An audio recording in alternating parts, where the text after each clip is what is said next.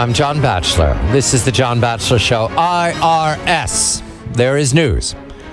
2 members of the House Oversight and Government Reform Committee, 2 leaders on that committee, this is Republicans, have written a letter asking for a new investigation. This letter is to the Treasury Inspector General for Tax Administration. You know him well. They've asked for a new investigation on the charges that the Internal Revenue Service targeted political groups, in specific Tea Party, Patriot groups. This letter reads in part, while it could be appropriate for the IRS to take a second look at an organization after the agency grants the organization tax-exempt status in some circumstances, we are troubled by evidence that IRS may have conducted unnecessary audits and systematic post hoc reviews of entire groups of applications, as well as certain groups that have long possessed tax-exempt status. The letter is dateline July 29th. It is signed by Chairman of the House Oversight Committee, Darrell Issa of California, and Job Creation and Regulatory Affairs Subcommittee Chairman Jim Jordan of Ohio. Francis Rose of In Depth with Francis Rose at Federal News Radio joins me. Mr. Rose, a very good evening to you. This is quiet news, but nonetheless, ISA is asking for the Inspector General to look again. He doesn't tell us what he's looking for. Why the Inspector General? Why now after, 2.5 months into this? Good evening to you, Francis. Good evening, John. Well, it appears that Congressman Issa and Congressman Jordan are learning more about Internal Revenue Service activities. In this case, they want the IRS Inspector General J. Russell George to look at audits and other investigations the IRS may have conducted on groups that already had tax-exempt status. Now, what we've talked about up till now, John, is the acquisition of a tax-exempt status. You apply, the IRS reviews your application, and it appears that some of those groups got a pretty hard time, or else their applications got sat on by the IRS, and nothing ever happened. This is a different animal. These are organizations that already have had tax-exempt status granted by the Internal Revenue Service. The longest standing example in this letter is an organization called the Leadership Institute, and they do training for young conservatives. They come to Washington, they get internships, they go to the Leadership Institute and essentially learn how to become politicos, either candidates for office or the people that work behind the scenes in the campaigns. And this letter says that Leadership Institute's been around since 1979. The Leadership Institute, that Congressman Wright was audited in 2011 and 2012 for its activities in 2008.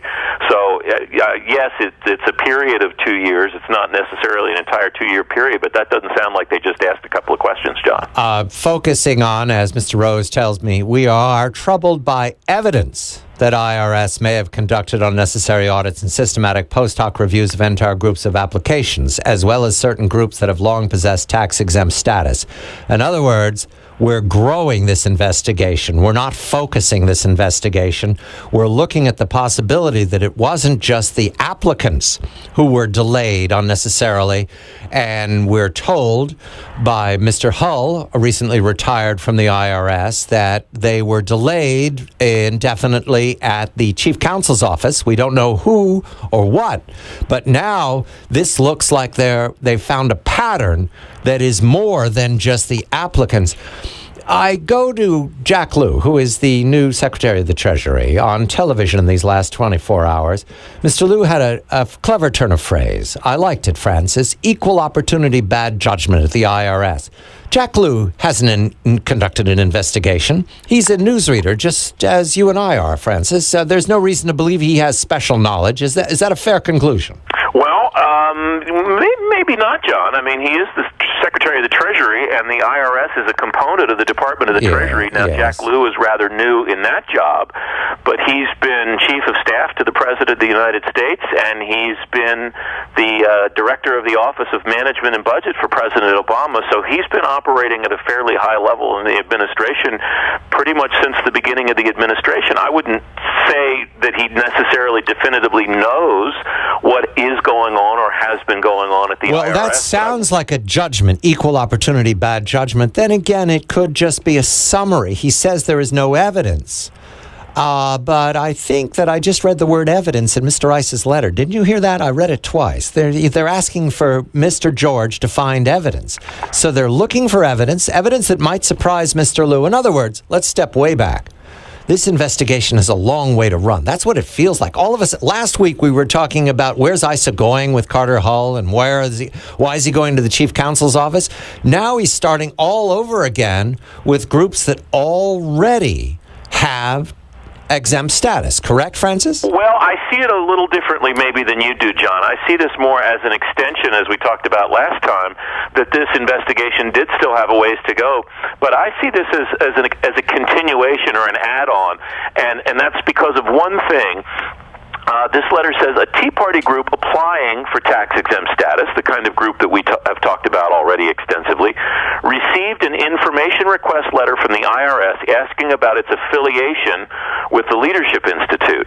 So that says to me that Congressman Issa has learned that in addition to the groups that have been that applied for tax-exempt status, he's found this connection to these groups that already had it, like the Leadership Institute, and wound up having to give the IRS over 23,000 pages of documents and spend around $50,000 to work through these audits. In other words, we don't know where they are in this investigation, and he wants Mr. George to get involved. Why? Why does he go back to the Inspector General? What use there? Well, the reason that I think that is happening, John, is because if Congressman Issa conducts this investigation and his staff conducts this investigation, the ranking member, Mr. Cummings from Maryland, has made it very clear that he doesn't like any of this and he doesn't think it's legitimate. Partisan. Yes, and so if the result comes out of the committee from the Republican staff, it's partisan.